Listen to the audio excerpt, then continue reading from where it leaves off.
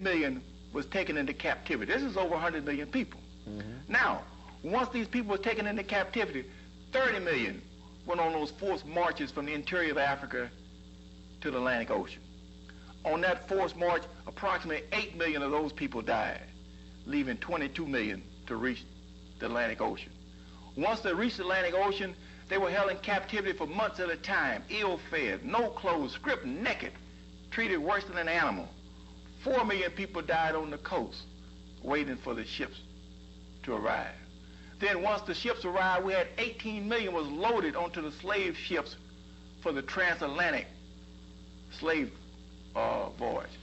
A third of those died, leaving only 12 million out of the 30 million that started to arrive in what we now call the Americas. That's only one arm of the Death March. We had another arm that went across the Sahara and the Trans-Indian Ocean. On that, we start off with 20 million people initially. 7 million of those died just on the march to reach the oceans or crossing the Sahara Desert, leaving approximately 13 million to be taken into captivity in Arabia, North Africa, and Europe. Let's go back to the lines. Caller, question and comment? Hello? Oh, tap. What's up? Yeah, I've been keeping up with Cobra for a few years now, and I think y'all less than 1% in the United States of black people are in Cobra or listen to y'all at all. And what I get from y'all give out a lot of disinformation, a lot of falsehoods, a lot of confusion. And what y'all two are really trying to say, which other people like Brother Dow and Brother Austin, all them, what y'all really want is black people to arm themselves and start a war against the white people.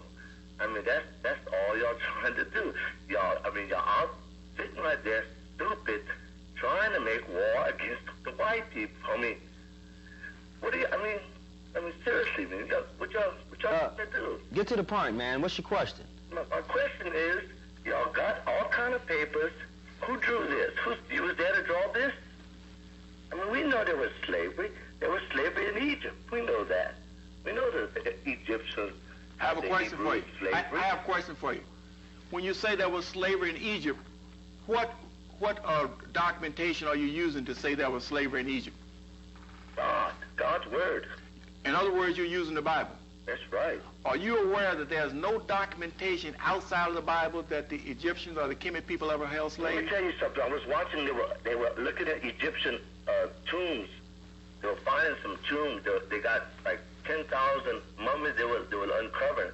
And you're saying the Egyptians were all black. But if you look at these mummies, some of these mummies are white. Let me ask you another question. What's that? From what era did they uncover the white mummies? Because at the end of the Egyptian kingdom, they were invaded by Greeks and Romans. So from about 300 A.D. So you're saying that Moses went in captivity? Is that what you're saying? I'm saying there was never a Moses. Oh, boy, the devil is the author of confusion, and you're sure working good for him. Okay, well, look, thanks for your comment, but I want to try and address one of the issues that he said, that we're trying to get black people to arm themselves and go to war with white people. That's not our aim. Look, first of all, if you study international law, there's a three-phase process that people use to get justice and get their liberation and reparations.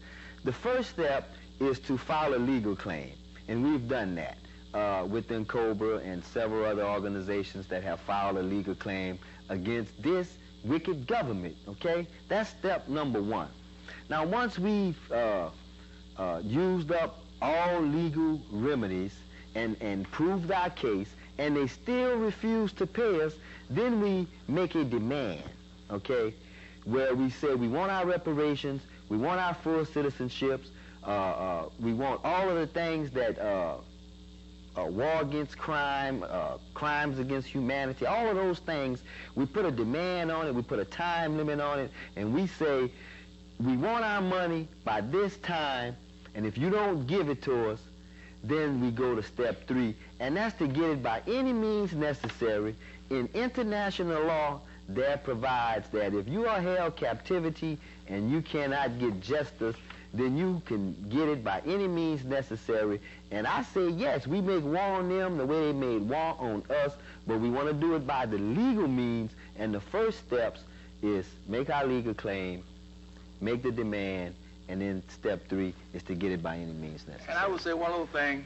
Right now we are at war, and our war is for liberation of the African mind.